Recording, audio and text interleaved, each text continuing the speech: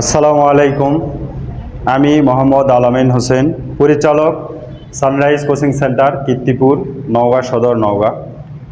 সম্মানিত কীর্তিপুর এলাকাবাসী, আপনাদের ছেলে মেয়ে যারা ক্লাস ষষ্ঠ থেকে দশম পর্যন্ত স্কুলে পড়াশোনা করতেছে, তাদেরকে মানুষের মতো মানুষ এবং সুসন্তান হিসেবে গড়ে তুলতে চাইলে পড়াশোনা করানোর জন্য আমাদের অনেক সুনামধর্ম কোচিং সেন্টার সানরাইজ কোচিং সেন্টারে ভর্তি করে দিতে পারেন। তো এখানে আজকের আমার এই ক্লাসগুলো আপনাদের ভালো লেগে থাকলে আপনারা লাইক, কমেন্ট এবং আমার ইউটিউব চ্যানেল আছে, চ্যানেলের নাম সানরাইজ কোচিং সেন্টার, এখানে আপনারা সাবস্ক্রাইব করবেন। তো আজকে আলোচনার বিষয় নবম দশম শ্রেণীর চতুর্থ অধ্যায়ের একটা প্রশ্ন। এখানে অঙ্ক দেওয়া আছে, যেটা একটা বস্তু দেওয়া আছে m = 40 কেজি, এ বিন্দু, বি বিন্দু আর সি বিন্দু দেওয়া আছে এবং এ থেকে সি পর্যন্ত, অর্থাৎ উপর থেকে এই যে খাস কাটার চিহ্ন আছে এটা দ্বারা আমরা মাটি বোঝাবো, মাটি বোঝানো হয়েছে। তো এখান থেকে এই মাটি পর্যন্ত উচ্চতা দেওয়া আছে 50 মিটার, মাঝখানের একটা বিন্দু দেওয়া আছে বি, বি থেকে সি এর দূরত্ব দেওয়া আছে 30 মিটার। আর এ আর বি প্রশ্নটাতে দেওয়া ছিল না, এখানে আমরা আগে লিখেছিলাম। তো এখানে এটা দেওয়া আছে, তাহলে এতটুকু কত হবে? তাহলে মোট থেকে যদি এতটুকু আমরা বিয়োগ করি তাহলেই আমরা এ বির অংশটা পেয়ে যাব। 50 এখান থেকে এখানে দেওয়া আছে, এতটুকু এখানে দেওয়া আছে। তো বলতেছে গ নাম্বারে বস্তুটি কত বেগে ভূমিতে আঘাত করবে। তো এখানে সূত্র লিখব আমরা জানি সূত্র v² = u² + 2gh দেওয়া আছে।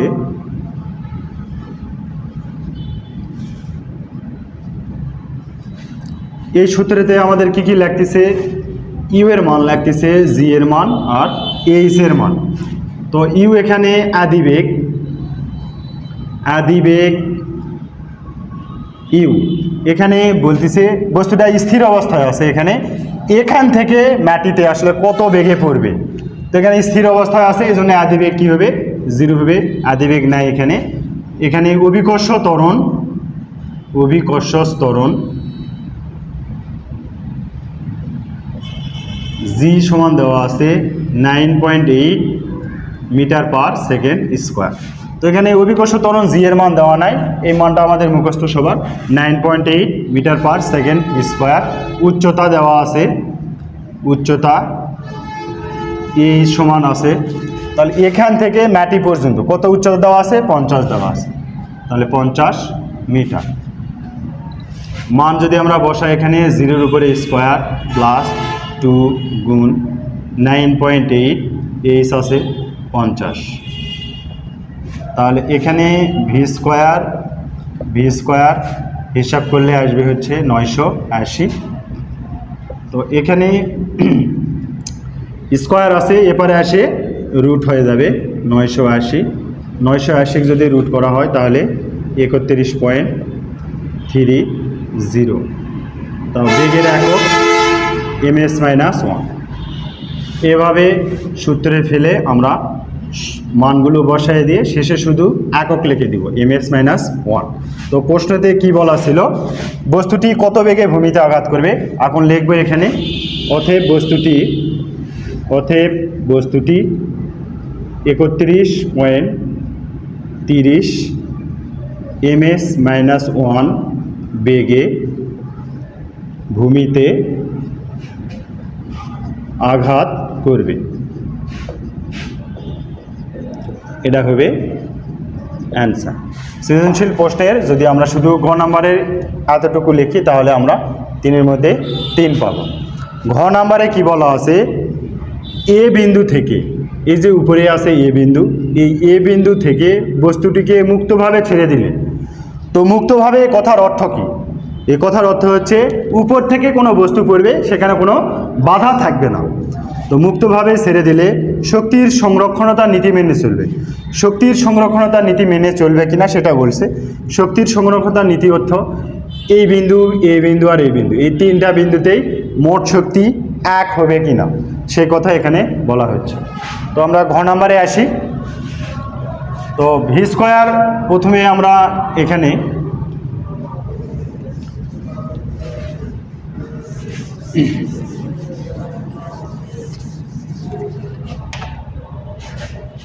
ঘ নাম্বারে প্রথমে যায় আমরা এই সূত্রটা লিখব। তো ভি স্কয়ার সমান 0-এর উপরে স্কয়ার, এখানে আর আমরা কি করব, মান বসাবো। তো 0, তাহলে ভি স্কয়ার সমান আমরা পাচ্ছি 2gh। প্রথমে কি বিন্দু আছে, এ বিন্দু আছে। এ বিন্দুতে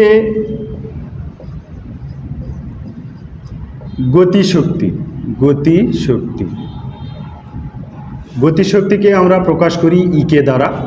কোন বিন্দু, এ বিন্দু, এই জন্য এখানে এ আমরা ছোট করে লিখব। তাহলে সূত্র, গতিশক্তির সূত্র ইকে সমান 1/2 mv²। তাহলে কোন বিন্দু ধরতেছি আমরা, এ বিন্দু। এ বিন্দুতে গতিশক্তি কি লিখব, ইকে, আর এ বিন্দুর জন্য এখানে এ লিখছি 1/2 mv²। তাহলে হাফ, এখানে হাফ থাকবে এম, ভি স্কোয়ারের মান কি দেওয়া আছে, এই যে এখানে 2gh, আমরা মান এখানে বের করে নিয়েছি কত, 2gh। এই 2 আর 2 কেটে গেলে থাকবে হচ্ছে mgh। এম এর মান দেওয়া আছে এখানে 40 দেওয়া আছে, জি এর মান 9.8h। গতিশক্তি যদি বলা হয়, যে বিন্দু থেকে বলবে সেই বিন্দু থেকে গতিশক্তি উপরের দিকে যাবে h, আর বিভব শক্তি বললে যে বিন্দু বলবে সেই বিন্দু থেকে একদম মাটি পর্যন্ত নিচের দিকে আসবে। আবারও বলি, গতিশক্তি যদি বলা হয় উচ্চতা উপরের দিকে যাবে সেই বিন্দু থেকে কোথায়, একদম শেষ উপর পর্যন্ত। আর বিভব শক্তি যদি বলা হয় যে বিন্দু থেকে বলবে সেই বিন্দু থেকে একদম মাটি পর্যন্ত আসবে। তাহলে এখানে এই বিন্দুর গতিশক্তি উপরের দিকে কোনো উচ্চতা নাই, এ কারণে উচ্চতা কি হয়ে যাবে, 0 হবে। সবকটা গুণ করলে কি হবে, 0। তো এখানে আর একটা বিষয় হচ্ছে, সর্বোচ্চ বিন্দুতে গতিশক্তি সবসময় 0 হয়। এখানে সর্বোচ্চ বিন্দু এ আছে, এই বিন্দুতেও গতিশক্তি কি হয়ে গেছে, 0 হয়েছে। তো আমরা এভাবে না করে যদি ডিরেক্টলি রাখি, এ বিন্দু সর্বোচ্চ বিন্দু, সর্বোচ্চ বিন্দুতে গতিশক্তি ইকে সমান ইকুয়াল টু কি, 0, এটা লিখে দিলেও হয়ে যাবে। তো এখানে আর কি আছে, এ বিন্দুতে বিভব শক্তি ইপি, এখানে এ বিন্দুর ক্ষেত্রে ছোট করে আমরা কি লিখব, এ লিখব। তাহলে গতিশক্তিকে ইকে দ্বারা প্রকাশ করা হয়, আর বিভব শক্তিকে কি দ্বারা প্রকাশ করছি, আমি ইপি দ্বারা প্রকাশ করছি।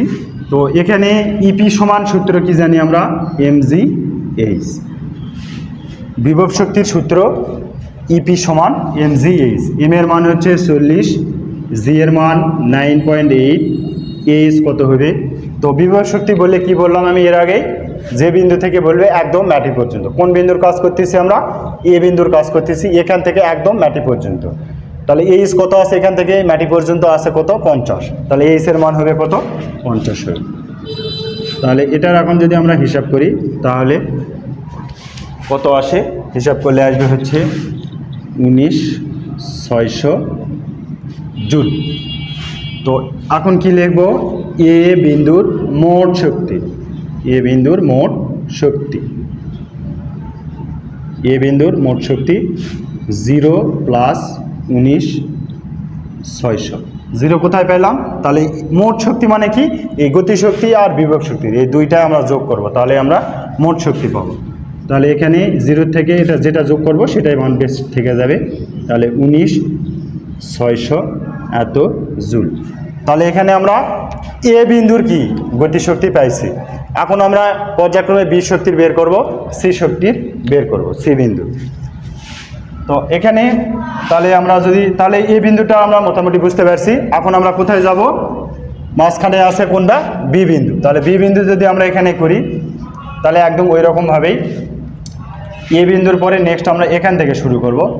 এতটুকু আমরা মুছে দিলাম। তো এ বিন্দুর পরে আমরা বি বিন্দু এখানে শুরু করব। বি বিন্দুতে গতিশক্তি, এখানে বি বিন্দু নিচ্ছি, এখানে ছোট করে বি দিব।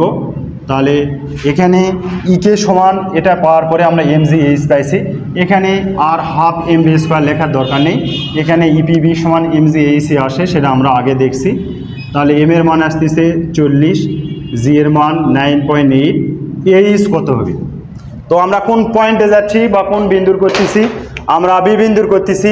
তাহলে কি বললাম, বি বিন্দু থেকে গতিশক্তি কোন দিকে যায়? উপরের একদম টপ লেভেল বা সর্বশেষ উচ্চতা পর্যন্ত। তো এখান থেকে এখানের উচ্চতা কত আছে দেওয়া নেই, এখানে 50 থেকে যদি আমরা 30 বিয়োগ করি তাহলে কত পাবো? 20 পাবো। তাহলে বি বিন্দুতে গতিশক্তি উচ্চতা কোন দিকে? তাহলে এখান থেকে উপর পর্যন্ত কত আছে? 20 আছে।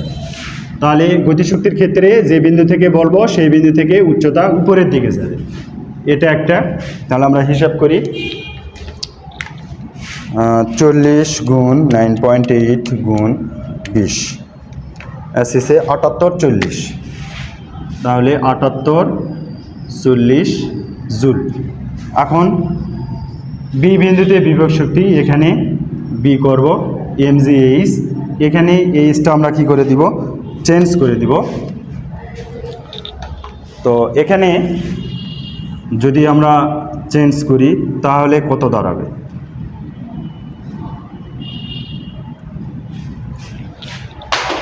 তাহলে বিভব শক্তি কোন দিকে যায়? যে বিন্দু থেকে ধরবো সেই বিন্দু থেকে নিচের দিকে, এখান থেকে এখানে নিচ পর্যন্ত শেষ পর্যন্ত কত আছে? 30 আছে। তাহলে এখানে আমরা কত দিব? 30। এটা আমরা হিসাব করি এখন কত আসে।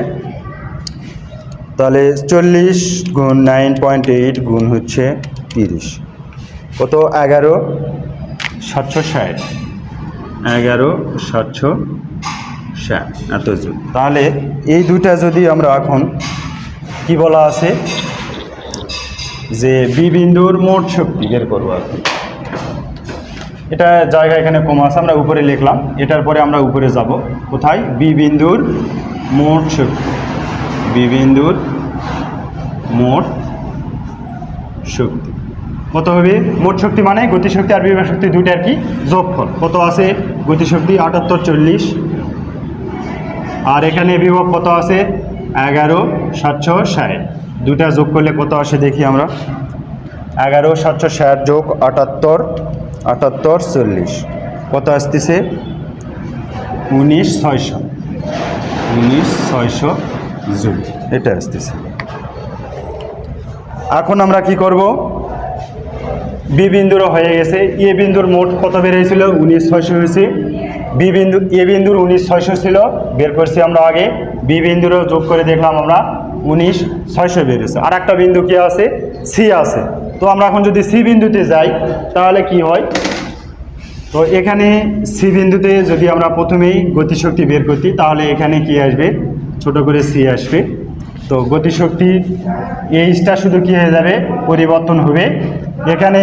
তাহলে সি বিন্দুর যদি গতিশক্তি হয়, এখান থেকে একদম কত পর্যন্ত গতিশক্তি বলছিলাম? এখান থেকে একদম মাথা পর্যন্ত। তাহলে গতিশক্তি একদম এখানে মাথা পর্যন্ত যদি হয়, এইচ কত হবে? এখানে এখান থেকে একদম উপর পর্যন্ত কত আছে? 50 আছে। তাহলে এখানে হবে 50, আমরা গুণ করলে কত পাবো? 19,600 জুল পাবো।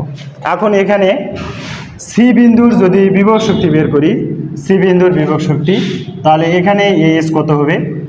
তাহলে বিভব শক্তি যদি বলি, আমি কি বলছিলাম? যে পয়েন্ট থেকে হবে নিচের দিকে। তাহলে আমরা সি বিন্দুর বিভব শক্তি বের করতেছি, এই পয়েন্ট থেকে নিচের দিকে, কোনো উচ্চতা নেই, যে কারণে এখানে কি হয়ে যাবে?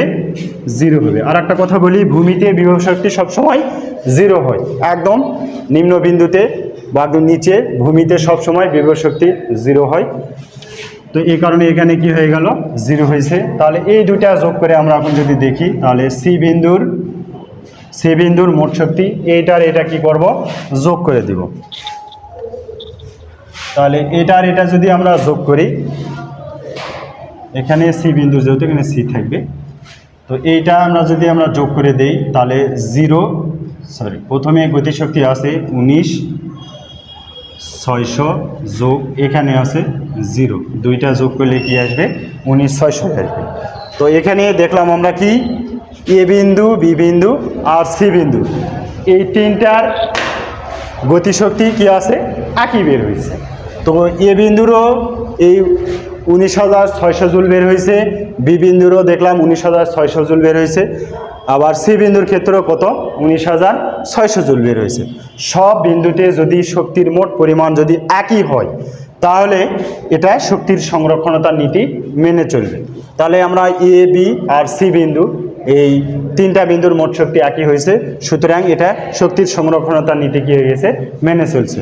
আশা করি সকলেই বুঝতে পারছেন। ধন্যবাদ।